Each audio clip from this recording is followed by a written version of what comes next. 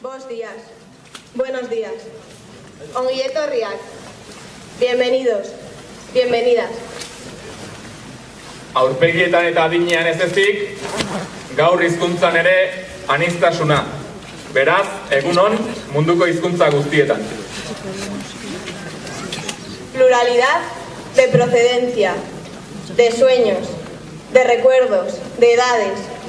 Pluralidad incluso de silencios en estos 75 años desde la fuga. Eta azken urte hauetan, lan eskerga eta anitza txinpartakideen eskutik. 25 años desde aquel primer homenaje del 88. Y en el camino muchos otros homenajes, archivos, charlas, contactos familiares y exhumaciones. Urtero bezala, aurten ere badugu zer ospatu, zer eskatu eta zer aldarrikatu. Por supuesto que hoy también tenemos qué hacer y qué decir. Vamos a empezar con el grupo de memoria de Txinparta.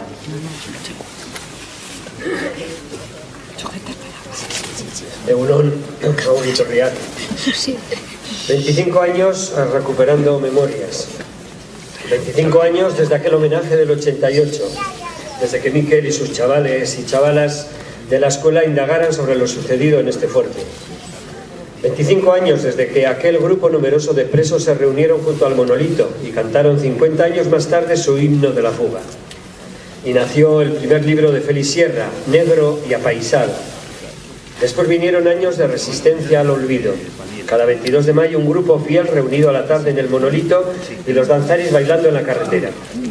Y comenzaron a pasar por Txinparta historiadores, libros, divulgadores, familiares. Iñaki hace su película y con Félix reeditan el libro, ahora ya en color. Roldán nos proporciona una lista de 73 enterrados en el cementerio del Fuerte. Txinparta comienza a visitar archivos, diocesano y registro civil. Ya no son 73, sino 130 los enterrados en el cementerio de las Botellas y 203 en los cementerios de la antigua Cendea de Ansoain. Tienen nombres y apellidos y colocamos las placas de reconocimiento. Pueblo a pueblo, los homenajes. Y Marea, Zindicu, El Drogas, Barricada, Maite Mené, Fermín Valencia, Oreca, Huarte, Cochalá, Partariac, Fanfarre Libertaria, Los Raperos, Eneco, Yunay, Iparfol, La Señora Nora, Coldo, Martinerro, Ismael Yagüe, Eneco Gamboa, Tasio, Miquel y Ana Carmen, Chistularis y Danzaris, Gaiteros, Lucía Socam, Ancho Encanto, Reyes Aristus, Xavi Bandini, Celomi, Iker Piedrafita, El Mundo Lacor, Grupo de Viento de Berriozar, Andoni Jiménez y algunos más que se me olvidará, acercaron el arte a la memoria y se hicieron uno con familiares, vecinas y vecinos, ayuntamientos y concejos. Alguien decidió entonces aguarnos la fiesta y atacó la memoria en los monumentos y en las personas, amenazas de unos falangistas fuera del tiempo y de la historia. Pero no íbamos a perder el tiempo con ellos. Recogimos los grafitis de la primera brigada y de la celda de castigo con Eduardo Arreseigor. Requerimos la apertura del fuerte y familiares y otros colectivos pudieron visitar el escenario de tanto sufrimiento. Exhumamos al fin a Narciso Cadenas, Juan Rubio, Andrés Gangoiti, el de la primera botella con documento legible en el 2007. Y nos dimos un batacazo al no encontrar a Ramón Lidón. El dichoso plano nos llevó de cabeza en 2008 y 2009. En 2010 localizamos e identificamos a los 130 y los exhumados son ya 40. Andrés Rodríguez Calero volvió a ser alcalde de Cerrejón por un día 75 años después de su muerte. Y Ángel Bahillo de Almoradí. María abrazó a su padre Juan Pintado y decidió que ya podía morir ella también. Y los muertos y los vivos fueron uno para siempre. Quedan las fosas de la fuga. Quedan otras fosas por las faldas de este monte Ezcaba. Quedan archivos por abrir, documentos por leer, juicios por anular, mientras los asesinos, los de manos sucias y los de guante blanco, se fueron de rositas y perpetuaron en Juan Carlos la usurpación de la República. Y la señora delegada del gobierno que insinúa que somos unos guarros y dejamos este lugar sucio. Su sensibilidad quizás llama basura a nuestros ramos de flores. Y mientras tanto, un año más, las autoridades militares negándonos la posibilidad de realizar este homenaje en el patio central del fuerte. Y se nos van muriendo los protagonistas directos.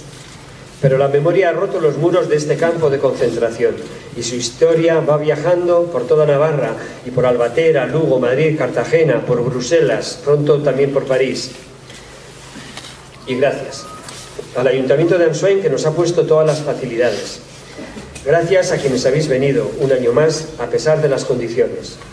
A las familias de José Marinero, Valentín Lorenzo y Jovino Fernández, con un largo camino desde Francia y México. Gracias a quienes no habéis podido venir y estáis también con nosotros.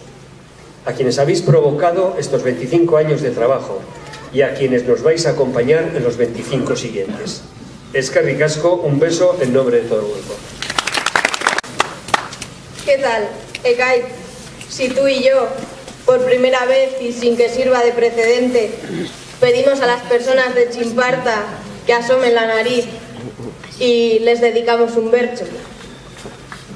Bai jakina, aurten Txinpartakidei tokatzen zaie, beraz, Txinpartako kideak hurbildu mesedez.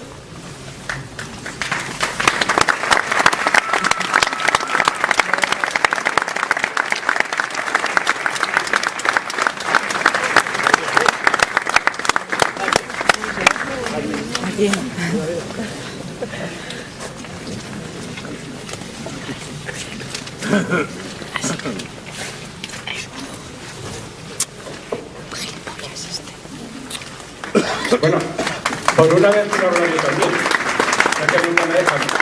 Nos olvidamos normalmente de los efectos colaterales. Y aquí veo que hay también una falta de los efectos víctimas o triunfadoras colaterales, la familia. O sea que Lupe y los que no están. Txinparta somos los que estamos, pero detrás otros sufren las consecuencias. Por eso quiero incluir a todas las familias también.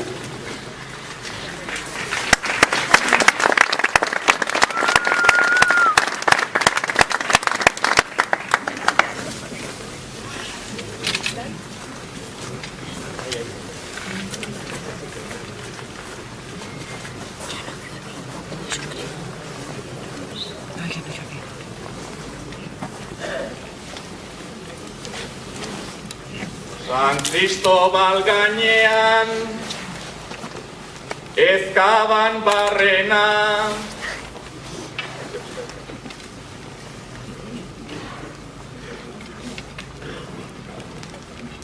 San Cristobal gainean, ezkaban barrena, gerra zibilak utzi zuen azparrena. Lehen ekitalditik gaur mende laurdena, bertso bidez egin nahi dizuet omena. Txinparta berezia delako zuena, berotzeaz gain argi egiten duena. Txinparta berezia delako zuena, berotzeaz gain argi egiten duena. Errepublika more gorrita horia, altxatu beharreko horma eroria.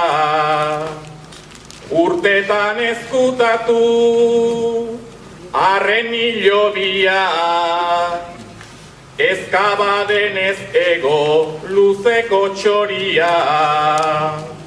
Beti saiatuko da gure memoria, historio bihurtzen zure historia. Beti saiatuko da gure memoria, historio bihurtzen zure historia. En Ezkaba, la guerra civil dejó huella. 75 años después, en Bertso quiero homenajearos, porque es especial vuestra Txinparta, que además de calor, da luz. República tricolor, una pared que levantar. A pesar de esconder en años el cementerio, como Ezkaba es un lugar de memoria, sacará a la luz vuestra historia.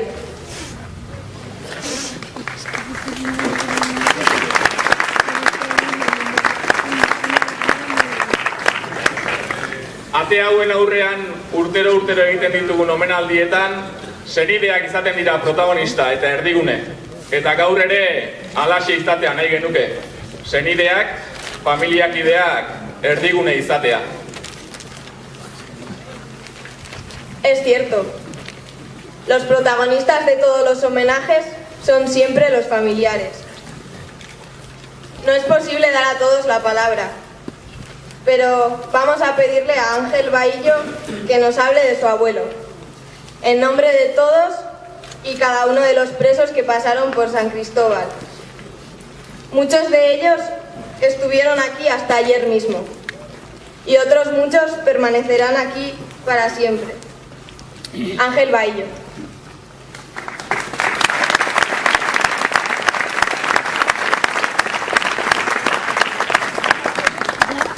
Egunon, buenos días. Antes de que pierda la memoria, compañeros, otro año más.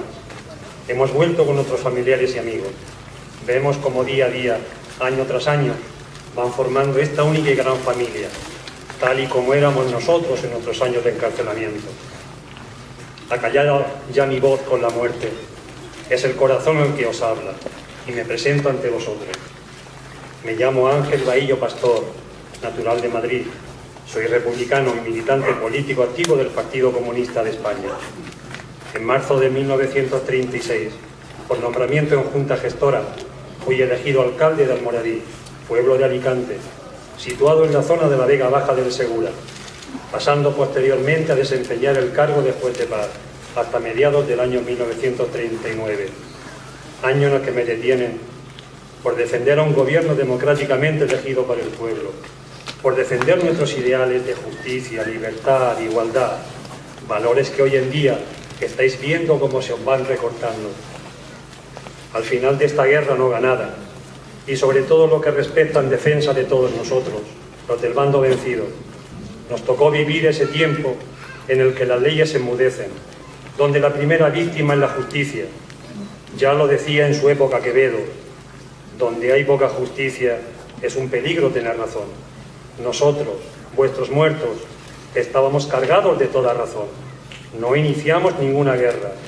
Estábamos defendiendo a un gobierno elegido por el pueblo.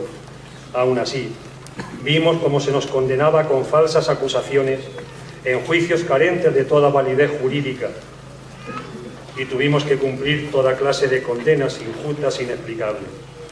Me acusa, como a la mayoría de vuestros familiares, de adhesión a la rebelión, y en consejo de guerra soy condenado a pena de muerte. Posteriormente me la conmutarían por la de 30 años de prisión.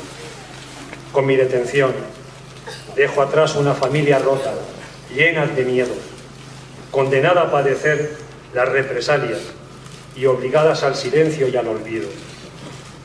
Desde mi detención hasta que se produce mi muerte soy encarcelado. Y como diría nuestro compañero y poeta Miguel Hernández, lleno de amargura, voy haciendo turismo por las siguientes cárceles. Os cito alguna de ellas. Campo de concentración de Albatera. Yo os digo, amigos y amigas, que eso era un campo de exterminio. En él se realizaba diariamente la llamada saca de presos. Se producían toda clase de humillaciones, asesinatos, muertes por enfermedad, hambre, sed. Las medidas de represión eran de una crueldad infinita. Nos numeraban de tal forma que si uno de nosotros se fugaba, fusilaban a los compañeros que tenían los números anterior y posterior al del fugado. De esta manera, nos veíamos obligados a controlarnos unos a otros. Éramos a la vez prisioneros y guardianes. Lamentablemente, poco ha tenido que envidiar este campo a los campos de exterminios nazis de Mauthausen, Belsen, Dachau y tantos otros de tan triste recuerdo. Con el tiempo, me trasladan a Cartagena, en Murcia, donde, en mi estancia en esa ciudad, soy recluido en varias de sus prisiones, entre ellas la prisión militar Castillo General Fajardo, hoy conocido como Castillo San Julián, Es en esta fecha donde se inicia mi proceso judicial. Prisión Reformatorio de Adultos de Alicante, de Cartagena. Me trasladan a la prisión Reformatorios Adultos de Alicante, siendo en esta donde me comunican mi condena a muerte. En esta prisión se encuentra, entre otros compañeros, Miguel Hernández. Grande Miguel, poeta universal, el poeta rojo como le llaman los otros. En su poema titulado El último rincón, Miguel escribe y se pregunta: ¿qué hice para que pusieran a mi vida tanta cárcel? Sí, Miguel, esa misma pregunta nos la hemos hecho todos. Y aún hoy en día se la siguen haciendo todos nuestros familiares aquí presentes. ¿Qué hicimos para que pusieran en nuestras vidas tanta cárcel? Miguel fallecería en esta prisión el 28 de marzo de 1942. Apenas había cumplido los 31 años. Pocos días antes de morir, y a modo de despedida, Miguel dejaría un escrito, una frase: adiós, hermanos, camaradas y amigos, despedidme del sol y de los trigos. Prisión Fuerte San Cristóbal. De Alicante me trasladan a esta prisión del Fuerte San Cristóbal. La historia de esta prisión es de sobra conocida por todos vosotros. Prisión de condiciones inhumanas, en la que se llegó a pasar hambre y toda clase de miseria, donde se producían malos tratos, torturas, asesinatos, donde frente a la falta de higiene, además de piojos, se cogía toda clase de enfermedades, llegando esta prisión con el tiempo a convertirse en un verdadero cementerio de hombres vivos. El tener que sobrevivir en estas condiciones extremas sería uno de los motivos por el cual un grupo de hombres dirigidos por Leopoldo Picó, en la noche del domingo del 22 de mayo de 1938, decidieron iniciar la fuga que habían planeado con anterioridad. La crueldad para los que fueron capturados fue en grado extremo. Sufrieron toda clase de torturas, llegando incluso a fusilar a 14 de ellos. Los que perecieron en el intento, muchos de ellos fueron cazados como animales, dejando en algunos casos sus cuerpos en el mismo lugar de su muerte, esparcidos por los montes cercanos. Hoy estamos aquí conmemorando el 75 aniversario de la fuga, recordando a los 795 compañeros que la llevaron a cabo, al igual que al resto de mis compañeros que han pasado por esta prisión.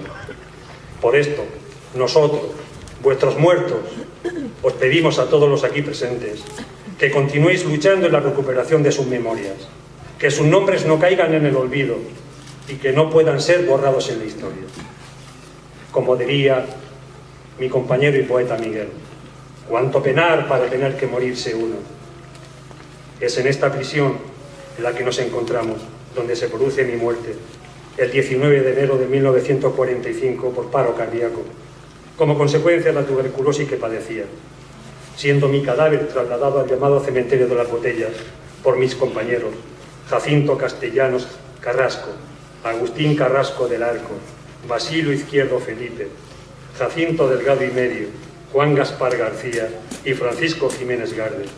Recibo sepultura en la tumba 117, entre mis compañeros Agustín Felipe Raya Sánchez y Manuel Nieto Lérida, donde he permanecido durante unos larguísimos 65 años, años también de silencio, soledad y olvido. Ya voy perdiendo la memoria, no recuerdo la fecha con exactitud, pero sería sobre el año 1992-93, cuando un día mi nieto Ángel, el que os habla, viendo a mi hijo, su padre ya enfermo, se da cuenta de que éste quiere confesarle algo que le atormenta. Al preguntarle, le contesta: hijo, no me gustaría morir sin saber dónde está enterrado mi padre, tu abuelo, y sin haber podido traer sus restos a casa. Es en ese momento cuando mi nieto, que había visto en su padre la angustia que le oprimía, sus largos años de amargura, sus llantos de silencio, le promete que seguiría buscándome, intentaría encontrarme y le entregaría mis restos para que yo pudiese estar con todos ellos. Es en diciembre del 2006, cuando tras años de búsqueda, le confirman que mis restos se encuentran sepultados en el llamado cementerio de las Botellas. En ese momento lo sentí por él. No podría cumplir la promesa hecha a su padre. Mi hijo había fallecido 12 años antes, en septiembre del 94, pero aún así, A mi nieto no le importó continuar. Tenía una familia. Hizo una promesa y quería cumplirla entregando mis restos a sus 2 tíos. Promesa que cumpliría en junio del 2010. Mis otros 2 hijos fallecerían un año más tarde de mi regreso a casa. Ellos sí pudieron verme. Ahora ya los tengo a todos conmigo. Decía Platón, solo los muertos han visto cómo termina la guerra. Desde esta prisión en la que nos encontramos, encontrándome yo ya en fase terminal, se solicita mi libertad condicional. La llamada Junta Provincial de Libertad Vigilada de Alicante remite escrito denegando la solicitud. Esta se recibe en Pamplona el 19 de diciembre de 1944. Yo fallecería un mes más tarde. Los mataron, pero no tuvieron en cuenta que los muertos tenían vivos y los vivos memoria. Sí, Koldo, tienes razón. Los estamos viendo hoy aquí, y cada vez con más fuerza. Hoy en día nuestros vivos tienen memoria, pero sobre todo no tienen miedo. Ese miedo que pudo atenazar a nuestras esposas, hermanos, hijos, durante la cruel represión que se llevó a cabo en los interminables años posteriores a esa guerra no ganada. A veces por circunstancias, sobre todo por el miedo, hay alguna generación que pierde el valor. Pero viendo hoy aquí a todos vosotros, nosotros, vuestros muertos, os decimos, si eso ha podido ocurrir, estamos seguros que lo habéis recuperado y tenéis todos de nuevo ese valor, si es que en algún caso se llegó a perder. Decía Cicerón, la vida de los muertos está en la memoria de los vivos. Por eso os pido que recordéis, que no olvidéis y que luchéis. Recordad, recordad porque nosotros seguiremos vivos mientras seamos parte de vuestros recuerdos. No olvidad, porque nosotros dejaremos de existir cuando seamos parte de vuestros olvidos. Y luchad, sí, luchad. Luchad porque, como decía Albert Einstein, la vida es muy peligrosa, no por las personas que hacen el mal, sino por las que se sientan a ver lo que pasa. Si lucháis por lo que fueron nuestros ideales, es señal de que estamos vivos. Estamos con vosotros, manteniendo nuestros sueños de libertad, de justicia, de igualdad. Luchar hasta conseguir que sea posible esa tercera república que todos deseamos. Los mataron. Sí, los mataron. Creyeron que los mataron, pero aquí los traemos vivos, con los brazos en alto. Amigas y amigos, al poder veros hoy aquí a todos vosotros, hace que ya no tenga miedo a perder la memoria, porque ahora sé, al igual que el resto de mis compañeros, que seguimos vivos en vuestros recuerdos. De mi etapa como alcalde, político y juez de paz, si aún conservo la memoria, iré escribiendo y lo comentaré en los próximos años. Abuelo, decía el escritor Julio Cortázar, las palabras nunca alcanzan cuando lo que hay que decir desborda el alma. Este es para mí uno de esos momentos, despedirme hoy de ti.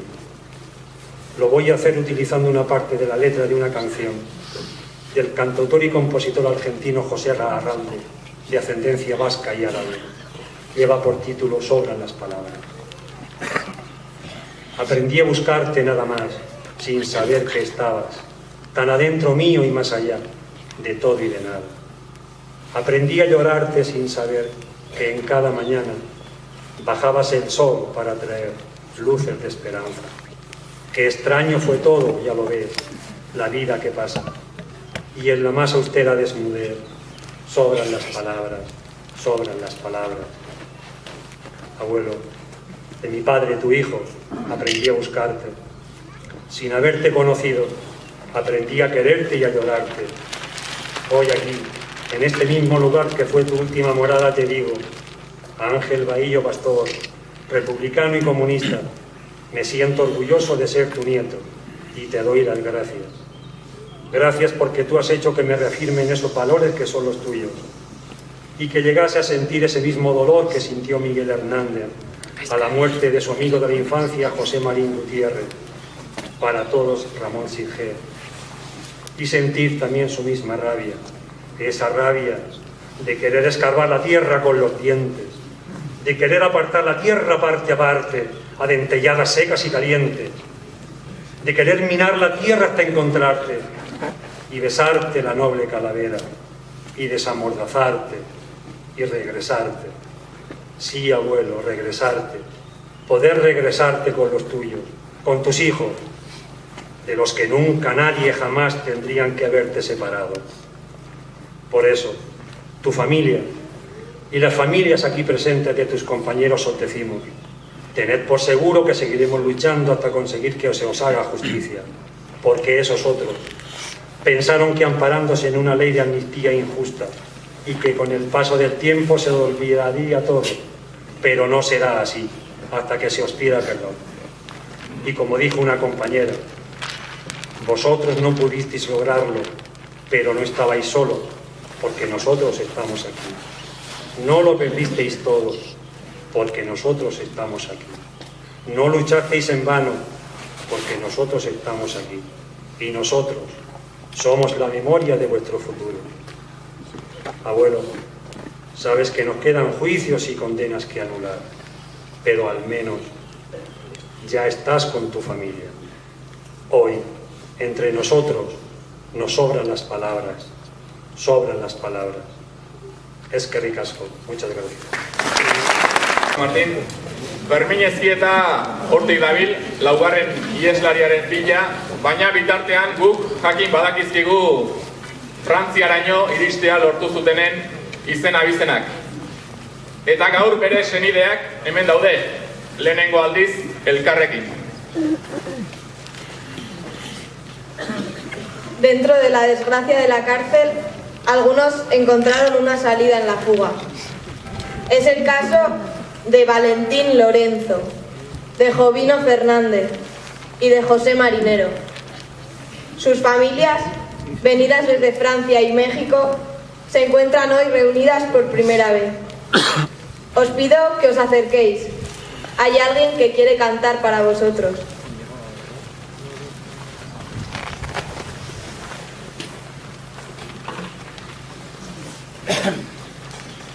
Leire, badakizu nor den Lucía Socam? Bai, badakit. Es joven, pero ya veterana. Y además estuvo aquí otra vez. Ba niri izugarri gustatuko litzaidake euskeraz kantatuko baligu. Ekaitz, sería mucho pedirle a Lucía que nos cantase algo en euskera. Vamos a pedirle que lo haga en su castellano sevillano. ¿No te parece? Lucía Socam.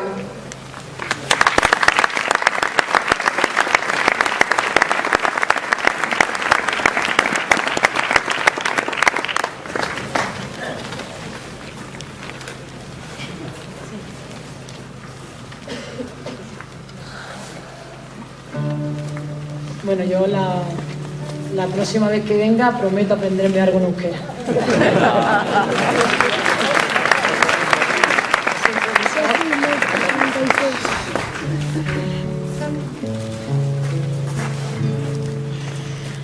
Barrotes oxidados que vigilan a los que no tienen nombre.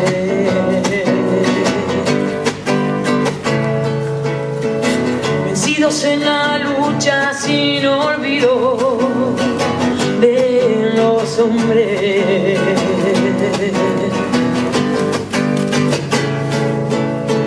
Los presos del penal que con sus píos conmutantes planean la gran fuga en silencio. Los presos del penal debilitados por el hambre, castigados con el frío, pero sin miedo.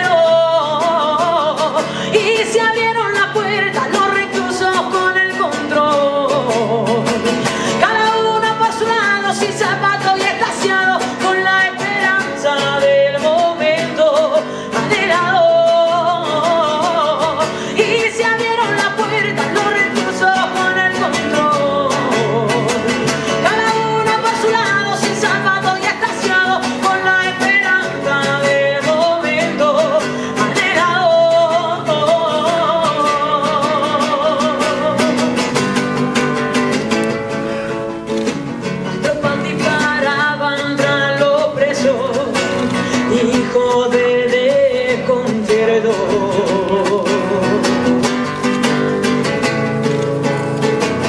Más de 200 murieron en el monte, cazados como conejos.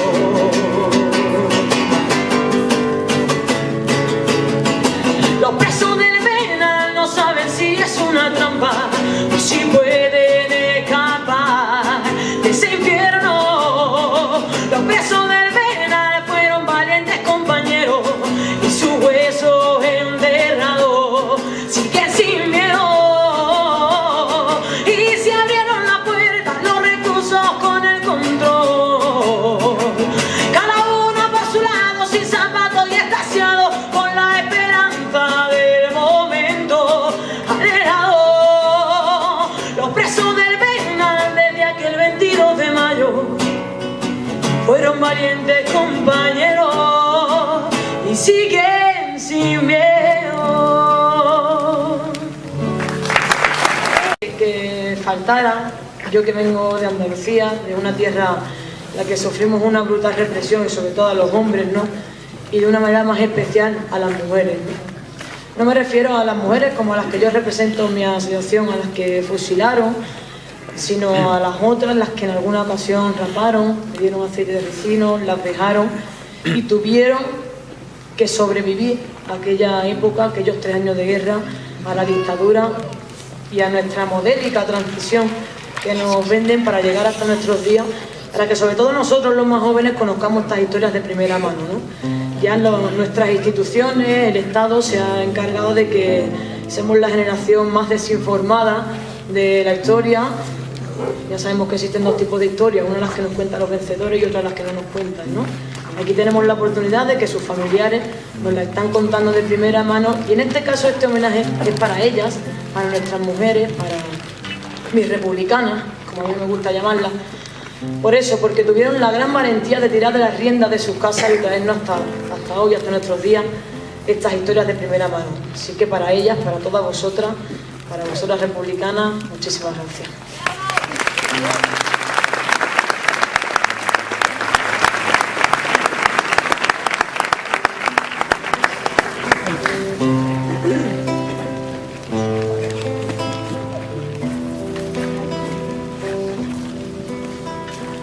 Con el brillo en los ojos que me cala en los huesos, pensando en los besos que robó a su compañero antes de partir de la prisión del pueblo.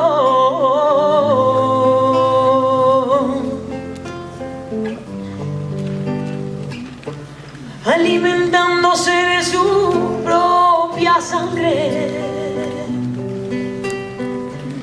desgarrando al tiempo, al miedo y al hambre.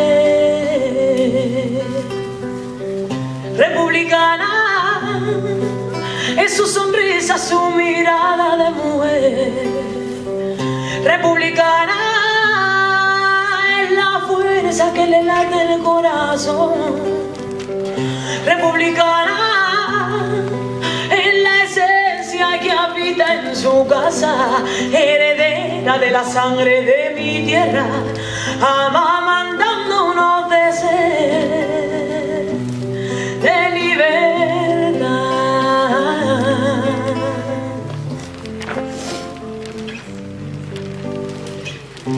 Unida en la miseria, abandonada, criticada, humillada por su gente, luchando y ganando este pulso al destino por sus hijos como siempre, alimentándose de su propia sangre, desgarrando al tiempo, al miedo y al hambre. Republicana es su sonrisa, su mirada de mujer. Republicana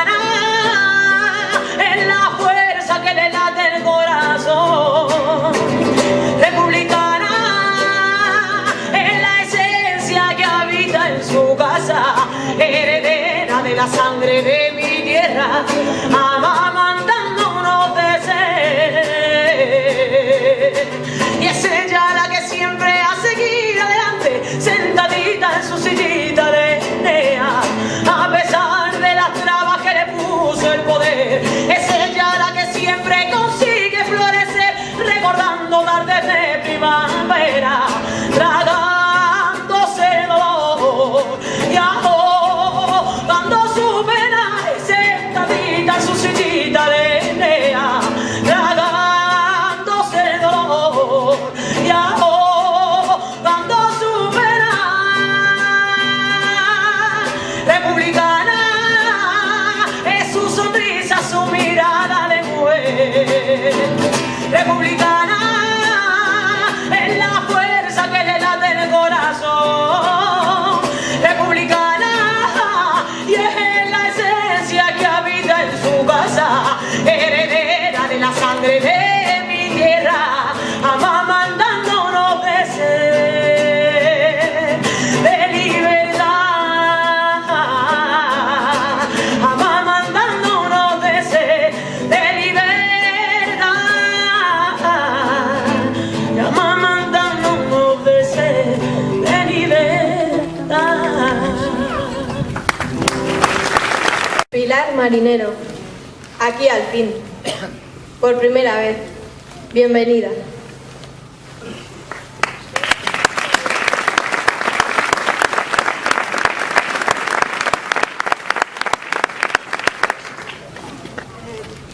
Voy a hacer todo lo posible por hablar, porque la emoción me...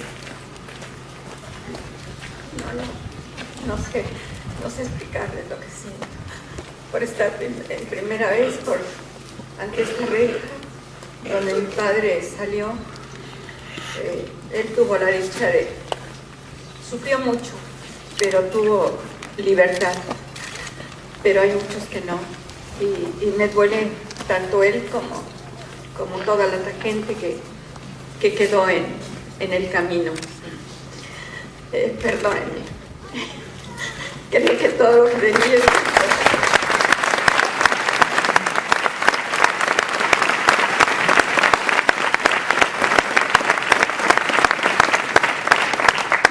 Solo quiero reconocer a Simparta y a Fermín, que nos ha hecho llegar muchas noticias de lo que nosotros no sabíamos, que ignorábamos completamente la situación de mi papá.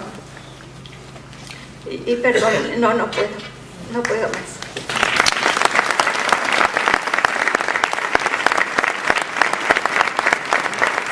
Mi nombre es Sol Gómez.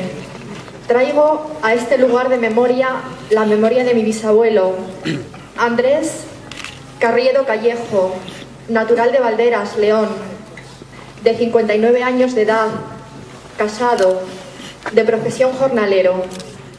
Condenado a pena de muerte, le sería conmutada esta por la de prisión perpetua. Estuvo confinado durante 7 años en las cárceles de San Marcos, León, Fuerte de San Cristóbal e Isla de San Simón, Pontevedra. Fue uno de los 795 presos que el 22 de mayo de 1938 se fugó del fuerte. A través de la memoria de mi padre he intentado meterme en su piel y narrar el momento de su captura. Era mediodía cuando me encontraron. El tibio sol de mayo me templaba el rostro, pero yo estaba tiritando y de rodillas. El más joven de los 4 falangistas iba delante sirviendo una bandera con el yugo y las flechas. Llevaban a 5 compañeros con las manos atadas, los rostros demacrados y abatidos. «Vamos, viejo, levántate. El viaje ha terminado». Intenté incorporarme. Lo intenté con todas mis fuerzas, pero mis piernas, entumecidas y torpes, parecían 2 troncos de encina anclados al terreno. Esa noche había sido la más intensa de mi vida. Desde que oímos en el comedor el grito de las puertas del penal están abiertas, un torbellino de acontecimientos se sucedieron. Al desconcierto inicial Siguieron las voces cada vez más altas, los vivas a la República, los pasos apresurados, las carreras. Antes de salir, me acerqué al túnel donde dormía y, rasgando la almohada, metí dentro mis pertenencias. Una moda limpia, la foto de tu abuela y el saquito donde guardaba las monedas. Atí un nudo y salí con los demás, adentrándome en el bosque, corriendo al principio como un animal ávido de luna, ebrio de libertad. Cuando oí los primeros disparos, crucé atemorizado un río y, sin querer, solté la almohada que de pronto fue arrastrada por la corriente. Seguí caminando sin rumbo, con la impresión, en ocasiones, de no avanzar hacia ninguna parte, pero el instinto me decía que tenía que seguir adelante, que no podía caer en el desaliento, que si me paraba sería mi perdición. No sé las horas que estuve andando monte a través. A medida que empezaba a clarear, el cansancio y la debilidad y el hambre se iban imponiendo, y por más que mi cabeza ordenaba avanzar al cuerpo, este díscolo no me respondía. Un hombre de 60 años es casi un viejo, yo tenía, hijo, las piernas tomadas por la humedad y por el frío. Casi de madrugada caí desfallecido. Creo que dormí a intervalos. Fue en uno de esos momentos, ya bastante avanzada la mañana, cuando les vi aparecer como en medio de un espejismo. No me pasó desapercibido el gesto con la cabeza que el falangista más veterano le hizo a su subalterno, ni cómo éste sacó la pistola del correaje y se puso a mi lado. Era el final. Sabía que era el final. Por eso dije, decidle a mi mujer que tenga ánimo para cuidar a todos, sobre todo a nuestros nietos. Se llama Ulpiana Ortega, de Valderas. Supongo que sabía que no iban a cumplirlo, pero lo único que me quedaba era la palabra, y no quería renunciar a ella. Uno de los falangistas, que hasta ahora no había intervenido, preguntó: ¿Valderas has dicho? Sí. Yo trabajé de aprendiz en la banistería de Roque. Nos miramos fijamente. Creí reconocer en su rostro curtido al joven gallego, como le apodábamos, que durante una temporada estuvo en el pueblo aprendiendo el oficio de carpintero. Se acercó al dirigente y le susurró algo al oído: «Soltad las muñecas a esos dos y que le lleven a hombros». Fue así como salvé la vida, por segunda vez. Sentado en el poyo de la puerta, mi abuelo se quedó mucho rato abstraído, como si estuviera muy lejos, en el fuerte, y volviera a mirar de frente al horror. Era tan serio su semblante que me pareció mucho más viejo. Otros, añadió después de mucho rato, no tuvieron tanta suerte, tu padre entre ellos. Que no se te olvide. Luego sacó una pelota de trapo del bolsillo, de esas que hacía con sus propias manos, y recuperando su gesto risueño, la lanzó cuesta abajo. Y ahora ándate a jugar, demonios de muchacho. Gracias. Bueno, buen día, buenos días a todos. Voy a intentar hablar, si la emoción me lo permite, y ser breve, porque el frío apremia. Me llamo José Ramón Pousa, he venido desde Galicia a romper un muro de silencio. Los muros de piedra, de granito, de hormigón son fáciles de derribar, pero esos muros invisibles de piedras que no se ven nos impiden muchas veces ver lo que tenemos muy cerca. Es la primera vez que estoy aquí porque hace muy poco que me he enterado de que mi tío abuelo Román Pousa había muerto aquí hace 75 años, el 19 de abril del 38, y ayer, con la ayuda de Coldo, he visto su tumba en el cementerio de Loza. Evidentemente ha sido un impacto muy fuerte para una persona que se considera bien informada, que ha militado en la izquierda más radical durante más de 40 años y que no sabía ni siquiera de la existencia de un tío abuelo que había realmente llevado esa vida de lucha y de sufrimiento. Desde que conozco la noticia he investigado. Me he leído los más de 1000 documentos que componen el sumario 933/1936 depositado en el Archivo Militar de Ferrol, y conozco la historia con pelos y señales. He descubierto que Román se hizo comunista como inmigrante en La Habana, que de La Habana pasó a Nueva York y participó en la construcción del Rockefeller Center, que volvió a Galicia a defender la República, y que junto a un grupo de paisanos fue detenido por entregar en el cuartel de la Guardia Civil de Rivadavia un lote de armas para contribuir a la defensa de la República. Él y sus 21 compañeros acabaron en este fuerte de San Cristóbal y la mitad murieron en la fuga o por una muerte no natural, porque no puede ser natural morir así, por la enfermedad y el hambre padecido en esta prisión.